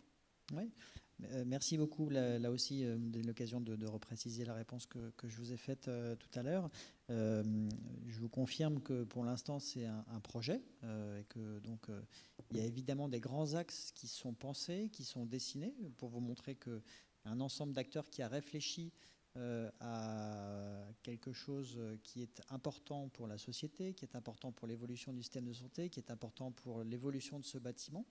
Encore une fois, l'objet de la réflexion qu'on a ensemble aujourd'hui et qui va être abordée au cours de toutes les séances, et je pense que les garantes l'ont bien rappelé, c'est d'examiner toutes les possibilités à la fois sur le projet scientifique et sur le projet immobilier. C'était une demande forte de la Commission nationale du débat public, et donc on est vraiment dans cet exercice. C'est-à-dire que s'il y a des éléments à repenser, s'il y a des éléments qui sont des contraintes fortes ou des évolutions importantes, eh bien, je suis à peu près certain que les garantes se chargeront de les mettre de façon claire dans leur rapport pour le signaler justement aux porteurs de projets qui sont devant vous aujourd'hui. Voilà. Donc, encore une fois, l'expression et la marge de manœuvre sont importantes et on est en stade initiaux du projet, et c'est aussi la raison pour laquelle je ne peux malheureusement pas répondre à toutes les questions parce qu'encore une fois, il y a des éléments qui sont en cours de définition. Voilà. Peut-être sur ce sujet, pour préciser le fait qu'on a beaucoup de rencontres, dont certaines sont thématiques et qui vont justement vous permettre de contribuer sur des aspects très pratico-pratiques. Et en termes de procédure, à l'issue de la concertation, du bilan des garantes que Mme Berry a mentionné tout à l'heure, le maître d'ouvrage lui-même tire le bilan de cette concertation et doit publier les enseignements, à savoir la manière dont il va tenir compte ou pas du projet s'il le poursuit. Donc vous aurez à ce moment-là aussi beaucoup d'éléments sur cette prise en compte et les marges de manœuvre du projet. Je vous laisse poursuivre sur la seconde question. Oui, et donc la seconde question sur l'occupation du site et le transfert d'affectation. Pour l'instant, effectivement, le ministère des Armées occupe le site pour l'opération Sentinelle qui nous protège tous au quotidien. Et donc cette occupation est prévue jusqu'à la fin 2024, qui correspond à la fin des Jeux Olympiques Paralympiques en septembre 2024. Voilà. Donc, a priori, sous le contrôle des représentants du ministère de l'Enseignement supérieur, de la Recherche et de l'Innovation, le changement d'affectation est prévu pour cette période-là. En tout cas, la libération du site qui permettra de démarrer ensuite les travaux de réhabilitation. Je confirme. Merci, Madame. Juste, l'objectif de santé numérique est si vaste qu'il y aura peut-être quelques définitions tout de même des secteurs. J'imagine que vous n'englobez... Mettez le micro près de votre bouche, on vous entend pas bien. L'objectif de santé numérique est si vaste qu'il y aura peut-être des définitions par secteur, ou je ne sais pas si on englobe, puisque vous parlez même de niveau européen, est-ce qu'il y aura des indications sur ce qu'on entend par numérique pour la santé, voilà, c'est ça santé votre numérique, question. voilà, pardon. Ouais. Non, mais il n'y a pas de souci, au contraire. Merci. Des précisions sur ce qu'on entend? Je laisserai à David Senati, évidemment, répondre sur ce point. Je comprends tout à fait que ça peut être parfois un peu impalpable. C'est une évolution, en fait, qui est très transversale à des secteurs d'activité. Comme je l'ai dit tout à l'heure, il y a beaucoup d'activités qui sont transformées par l'arrivée de ces outils numériques. J'ai pris l'exemple de l'industrie du disque ou des transports. Je ne sais pas si vous prenez le train, mais par exemple, vous n'avez plus de billets à imprimer ou à composter. Maintenant, tout est numérique. Mais le système de santé vit aussi cette transformation sur des éléments qui sont aussi pratiques et appliqués que prendre un rendez-vous ou avoir des résultats sur un ordinateur ou un téléphone, mais aussi sur des éléments qui sont beaucoup plus transformants, comme par exemple l'arrivée de l'intelligence artificielle ou l'usage de données qui vont permettre de mieux comprendre comment est-ce qu'on peut prévenir, soigner des maladies, comment est-ce qu'on peut mieux mettre en place de la recherche sur des traitements, comment est-ce qu'on peut mieux comprendre la santé des populations. Donc voilà, des éléments qui sont finalement effectivement très transversales, mais je suis sûr que David aura des éléments pour compléter. Bonsoir à tous, David Senati, je suis directeur de projet à la délégation ministérielle au numérique en santé. Donc, on s'occupe particulièrement du numérique en santé pour l'ensemble du pays.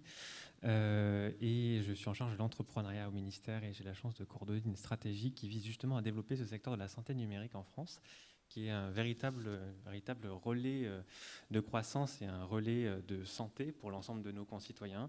La santé numérique, c'est en fait tout simplement l'utilisation des technologies dans le domaine de la santé, du mieux vivre, du bien-être, pour faire en sorte que l'on vive plus longtemps, qu'on soigne plus rapidement des pathologies, qu'on anticipe des pathologies graves et qu'on fasse gagner des années de vie, d'espérance de vie à tous nos concitoyens. On a vu pendant la crise sanitaire à quel point le numérique avait été vraiment majeur, crucial. Souvenez-vous, et c'est encore le cas, téléconsultation par exemple, qui vous est permis par cette technologie. Ça permet également pour bon nombre de concitoyens qui sont éloignés de différentes professions de santé d'également accéder aux soins plus facilement. Pour les personnes qui sont dans des déserts médicaux, par exemple, l'accès à la santé via le numérique est vraiment quelque chose d'hyper important. Je donne des exemples de ce type, mais la santé numérique, c'est quelque chose de très vaste et vous l'avez vous-même souligné. C'est transverse. La santé numérique peut s'adresser à des sujets santé environnementale, peut s'adresser à des sujets de maladies chroniques, maladies rares, vous l'avez dit, dépister plutôt des cancers grâce aux données.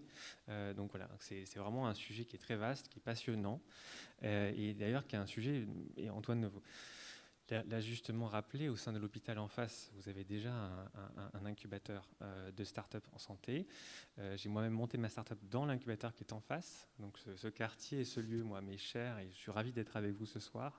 C'est un quartier qui est formidable et c'est un formidable projet pour nous tous, en fait. Donc, voilà. Merci. Je précise que dans les rencontres qui sont prévues dans le cadre de la concertation, il y a un café scientifique en ligne qui porte spécifiquement sur les apports du numérique pour la santé, qui, je pense, éclairera aussi votre lanterne. C'est prévu le 4 octobre. Madame, vous avez une question? Allez-y. Bonsoir. Sur la page de financement, j'ai remarqué le mot concession et à côté, Health Data Hub.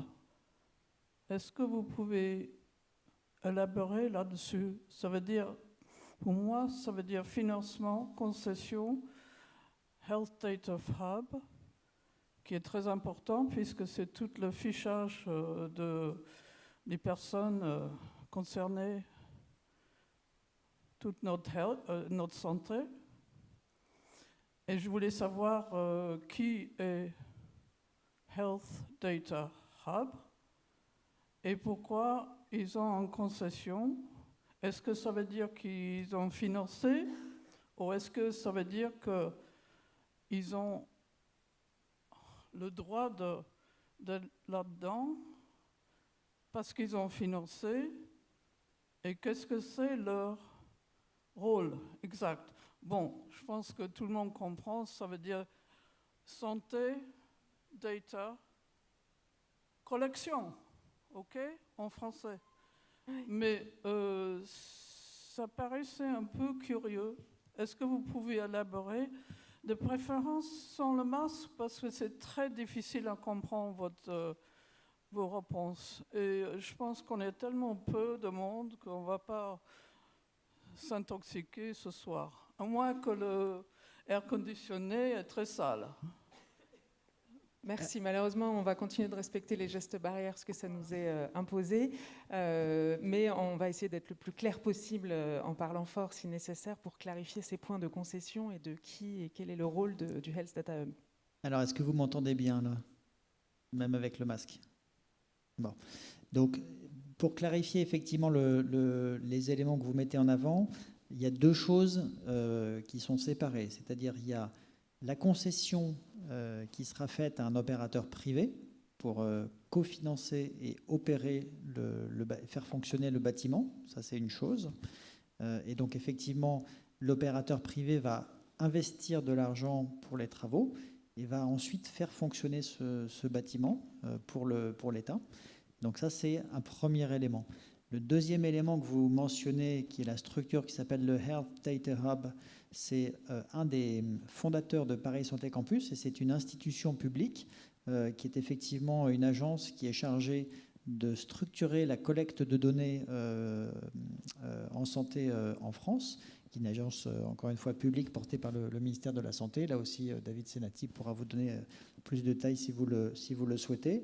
Et donc, cette agence est chargée de travailler avec les structures qui génèrent des données de santé pour les centraliser dans ce qu'on appelle le SNDS, c'est-à-dire le Système national de données de santé, et faire en sorte qu'elles puissent être exploitées pour mieux comprendre le fonctionnement du système de santé, mieux comprendre les maladies, mieux comprendre la façon dont on traite les patients et faire de la recherche justement pour améliorer, comme ça a été dit, l'espérance de vie, améliorer la prise en charge de traitement, améliorer l'accès aux soins, tous les éléments et les paramètres précis de fonctionnement du système de santé. Donc ce sont deux choses qui sont séparées. Et pour préciser également un terme que vous avez employé, le Health Data Hub ne va pas ficher des patients ou des données en particulier. Ces données, elles sont stockées, mais elles sont anonymisées. Et donc elles ne font pas l'objet de surveillance spécifique de telle ou telle personne. Elles sont utilisées à des fins de santé publique pour améliorer tous les paramètres du système de santé. Voilà. Je ne sais pas si, David, tu souhaites amener des compléments. Merci. Peut-être sur l'aspect compréhension, je précise que la réunion fera l'objet d'un compte-rendu écrit qui permettra éventuellement de retrouver un certain nombre d'informations si elles n'ont pas été audibles pendant la réunion, même si, évidemment, on va faire tous les efforts possibles pour que ce soit audible. On s'achemine doucement vers la fin de notre réunion, mais on va prendre les dernières questions. Madame, puis Madame. Oui, je suis une résidente du 5e arrondissement. Je reviens à la réhabilitation du bâtiment. Je voudrais savoir si il y aura intervention sur la toiture du bâtiment. Est-ce qu'on est très friand de toiture végétalisée? Ce n'est pas tellement mon propos. C'est savoir est-ce qu'il y aura des antennes, est-ce que vous allez installer des antennes sur la toiture, sachant que les problèmes des antennes et des ondes. Voilà, merci. Merci. Madame avait également une question. Vous avez parlé du soin que vous mettriez à réduire les nuisances pendant le chantier, mais après, dans l'utilisation même du bâtiment, est-ce que vous avez un point, par exemple, pour réduire les impacts de bruit, tels que, par exemple, les bruits d'air conditionné? Parce que moi, j'habite en face donc, des start-up biotech là, de Cochin qui font beaucoup de bruit avec leur air conditionné. Merci. Je vous laisse apporter les éléments de réponse. Merci beaucoup. Alors sur la question de la réhabilitation du Val-de-Grâce, l'idée c'est d'améliorer dans la réhabilitation la qualité et la certification de tous les paramètres du bâtiment, évidemment ceux du bruit, mais ce qu'on appelle la performance énergétique.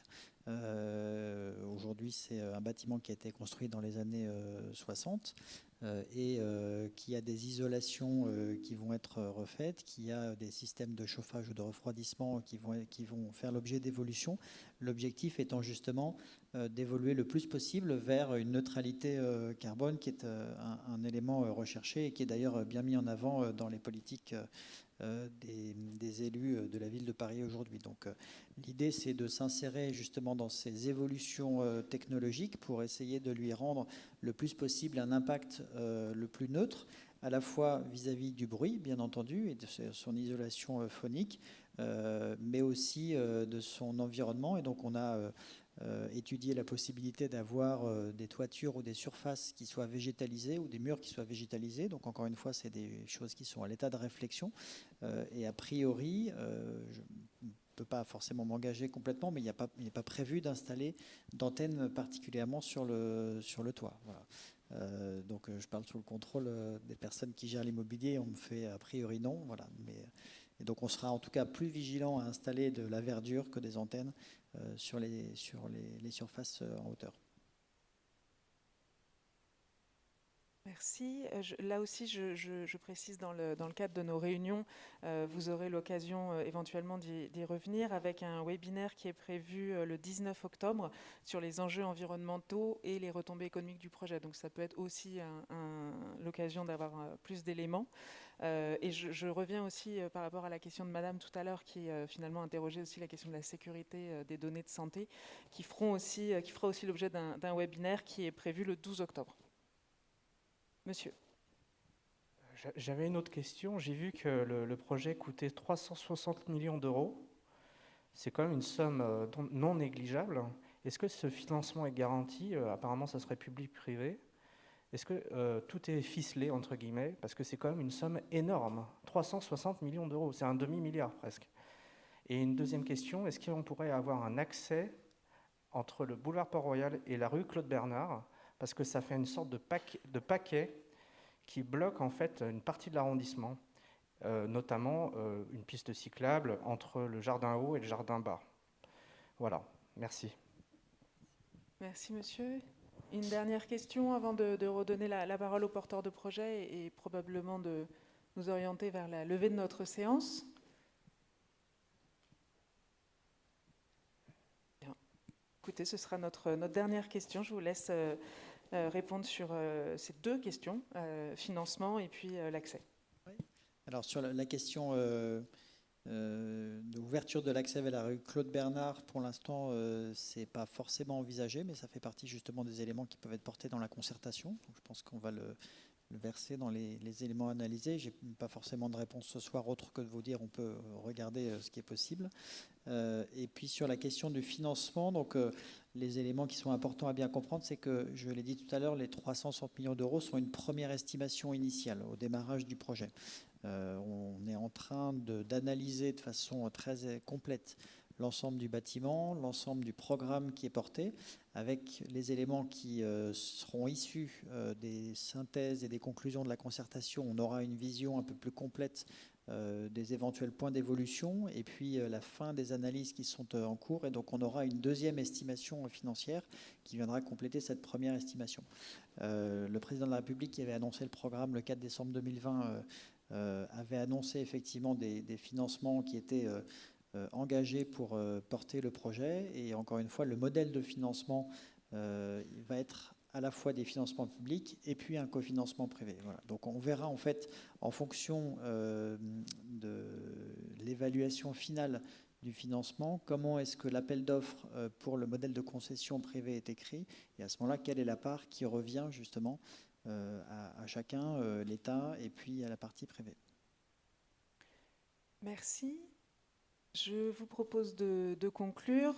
Madame Fargevielle, je vous laisse, qui est une autre de nos 3 garantes de la concertation.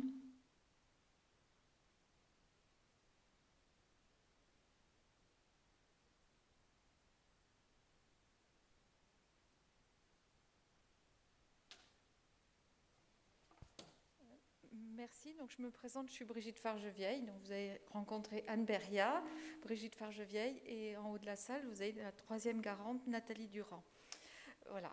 Donc, merci vraiment de votre présence. Merci de votre participation et des échanges nourris qui ont déjà montré des points à creuser. Donc, on vous a indiqué un certain nombre d'autres réunions sur l'immobilier, sur l'ouverture du site, sur le projet de santé numérique.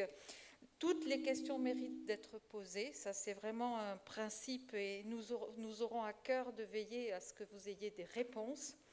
Et cela a été également dit, nous attendons toutes vos contributions.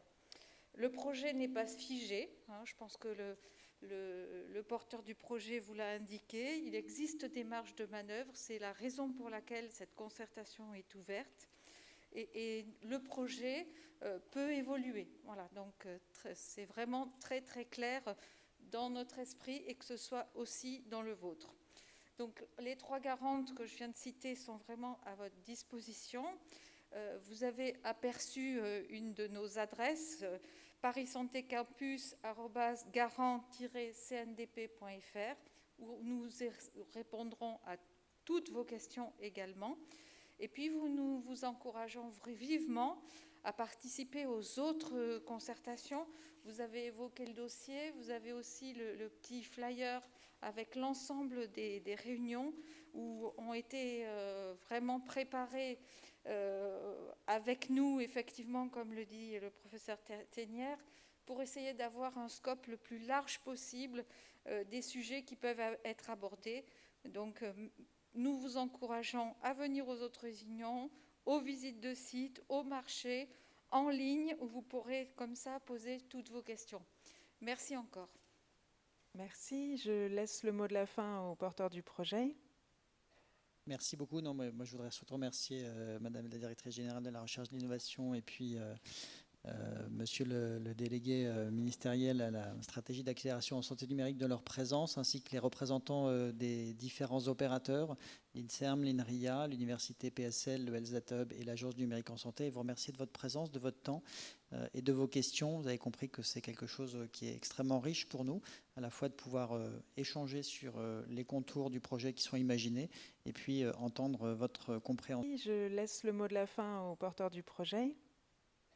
Merci beaucoup. Non, moi, je voudrais surtout remercier Madame la Directrice Générale de la Recherche et de l'Innovation et puis Monsieur le délégué ministériel à la stratégie d'accélération en santé numérique de leur présence, ainsi que les représentants des différents opérateurs, l'INSERM, l'INRIA, l'Université PSL, le Health Data Hub et l'Agence du numérique en santé. Et vous remercier de votre présence, de votre temps et de vos questions. Vous avez compris que c'est quelque chose qui est extrêmement riche pour nous, à la fois de pouvoir échanger sur les contours du projet qui sont imaginés et puis entendre votre compréhension et vos attentes à travers ces réunions. On sera ravis de vous retrouver sur les autres formats qui sont prévus et puis à la réunion de synthèse qui aura lieu le 9 novembre. Merci beaucoup à tous et excellente soirée.